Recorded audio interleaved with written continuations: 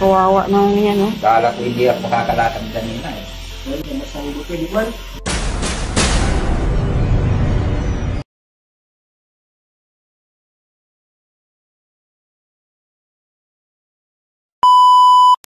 For this video, makalingap mag-reaction tayo sa IDZY, yung pagka-aksidente ng papa ni Biancy. Kawawa naman siya guys, kasi buti yun ang nangyari sa kanya, no? Sa mga nagbibiyahe, sana bago kayo umalis, magdasal muna kayo bago umalis at magbiyahe, kasi ang aksidente talaga kasama yan sa ating buhay. Hindi natin alam kung kailan darating, at darating talaga yan, no? Kaya ingat tayo kahit na sa mga nagbibiyahe sa mga malalayo, kahit nandyan lang, kahit andito nga lang tayo, mag-ingat tayo palagi at magdasal tayo sa ating Panginoon na ligtas tayo sa bawat araw, sa bawat oras, no? Grabe si Biancy, sobrang alala niya sa kanyang papa, at si Habi nagulat sa pangyayari, pero diresgo siya, no? Ganun kabait si Habi sa kanyang biyanan. Talaga lang, kailangan talaga mas mabait tayo, mas mabait muna tayo sa ating biyanan, no? Nakakatawa naman si Habi. Pero bago dyan, kumusta kayong lahat, at magandang araw sa ating lahat kung saan man tayong sulok ng mundo ngayon, mga Mindanao, mga Bisaya, sa Luzon, mga OFW, mag-ingat tayo at magandang araw sa ating lahat. At mag-ingat ang mga tao sa Pilipinas, sa ating bansa, sana ligtas silang lahat sa anumang sakuna. Pag-pray natin mga kababayan para ligtas silang lahat. Kawawa naman ang ating mga kababayan na sa lanta ng lindol at mga kung ano pa bang mga nangyayari. Ay pag-pray natin, sana ligtas silang lahat, ang ating mga pamilya, sana nasa mabuti silang kalagayan. At ito na, huwag nating kakalimutan, pasalamatan ang ating ama ng Kalingap, Bal Santos Matubang, Ate Ida Vlog, Kalingap Rab, Kalingap Ido, Jack Kapi Matubang, charity vlogger sa buong mundo na tumutulong sa ating kababayan mahirap. At nandiyan din po ang K-Boys Reactors at nakasama naming reactor sa KCSD.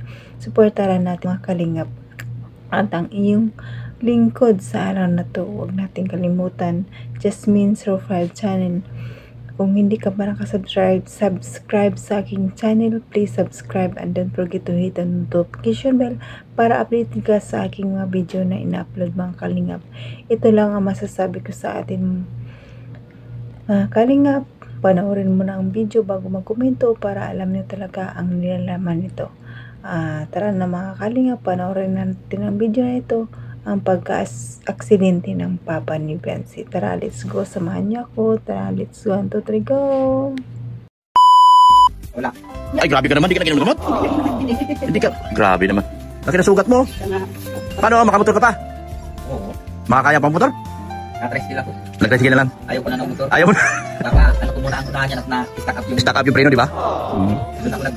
Yung preno, unahan? O, mahina. Pinula nga yung takbo ko. At sabi na, nung akala na, naghinto, tapos biglang nagulat yung... Oo. Kasi mahina ka yung ano ko.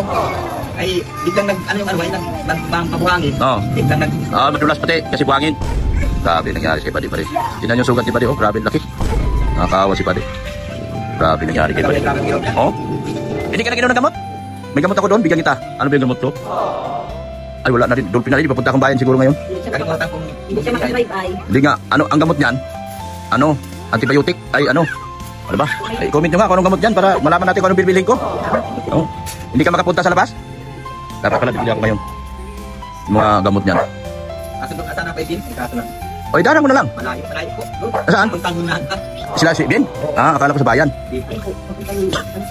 Sa Lasgasan. Dito sa... Papunta sa Lorenzo yun, sa Lasgasan. Pagsangahan. Pagsangahan. Oo. Ganda sila?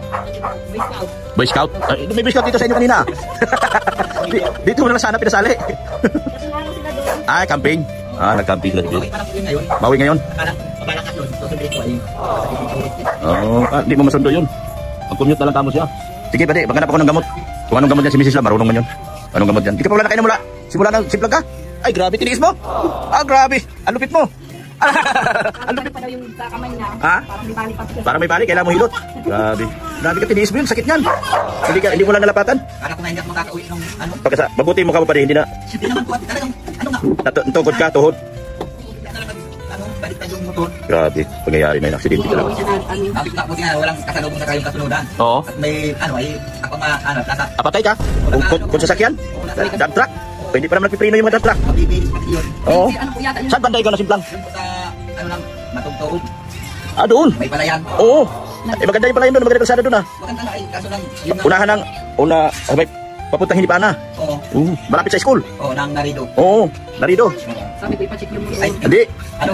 San ano? Pablo School. Grabe pala. Ano daw yung nag-i-stop daw yung ano. Sige, may gamot yata ako doon pati maka. Wala ka pala. Iniinom, grabe. Kumain sa Honda. Ha?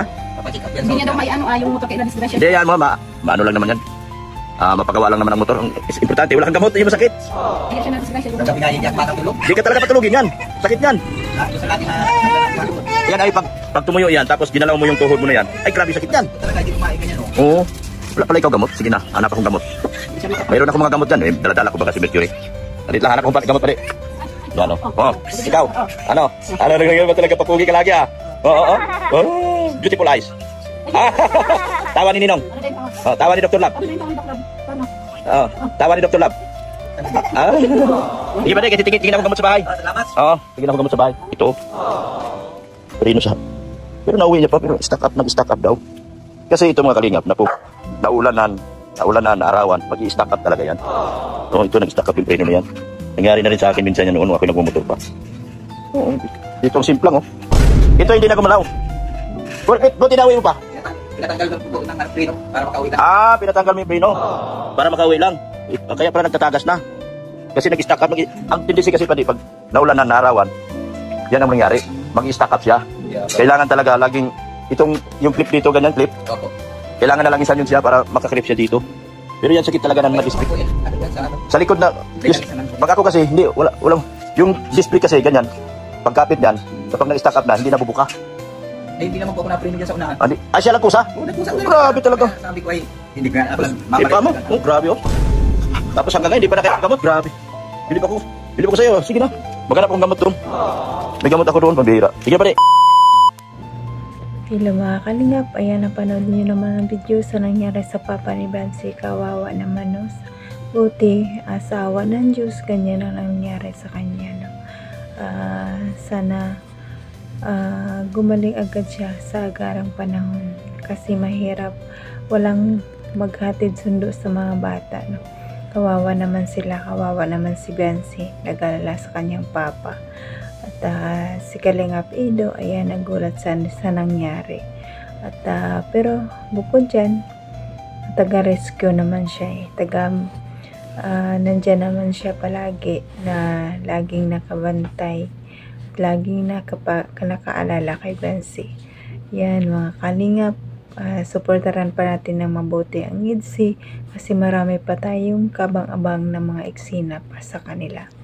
No, hanggang dito na lang aking video at salamat sa mga viewers, silent viewers, mga sponsor, solid sponsor. Salamat sa pagtulong sa Kalingap at hindi nyo sila pa napabayaan palagi. At sa mga ka-OFW ko, mag-ingat tayong lahat. At ang mga sa Pilipinas, mag-ingat tayo lahat at magdasal tayo palagi. Ayan, at hanggang dito na lang. God bless sa inyong lahat. God bless mga Kalingap. Bye-bye!